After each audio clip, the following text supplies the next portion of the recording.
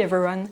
Today we're diving into a fascinating topic that's shaping the future of satellite communications, and that's beam hopping. Beam hopping can sound a little complex, so don't worry, we're here to break them down.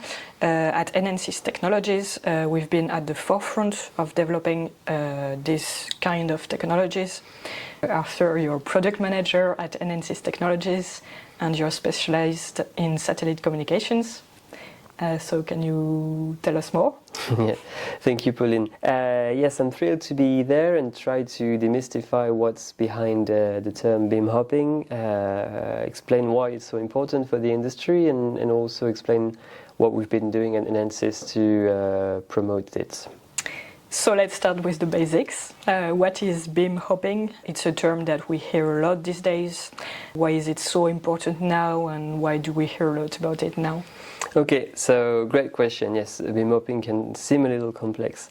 Imagine that you are at a concert hall and you have one light that is shining on the scene and it's fixed and it doesn't move and it's illuminating everyone. Now with beam hopping, imagine that you have only one spot, and that you can move it around to illuminate only the person that is the most important at the time you want it. That's what beam hopping is in a satellite system. So it allows satellites to dynamically adjust their beams where to provide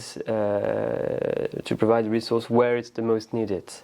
With the high demand. So instead of blanketing one zone with the same amount of data, which is how traditional satellites used to work, now you can allocate your beams and your resource based on the demand. So yes, that's in a sense what beam hopping is. Okay, so it's about dynamically allocating resources to maximize efficiency. Yes, exactly.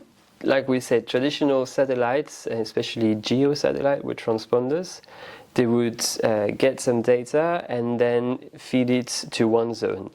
For example, and that's still the case for a lot of satellites. This is how it works for broadcast, where you would get your TV channel, beam it up to one satellite, and then feed it to one whole country, which is perfect because everybody needs the same football match at the same time, so you will need to eliminate the zone like this.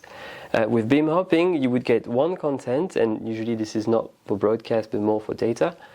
You would get the content and then dispatch it on a zone where it's most needed based on the use case. This is really important for some new use cases. I'm thinking about 5G, NTN and IoT networks, whereas your devices might not be spread exactly the same place all around, so you might need to allocate more resources in some place than another.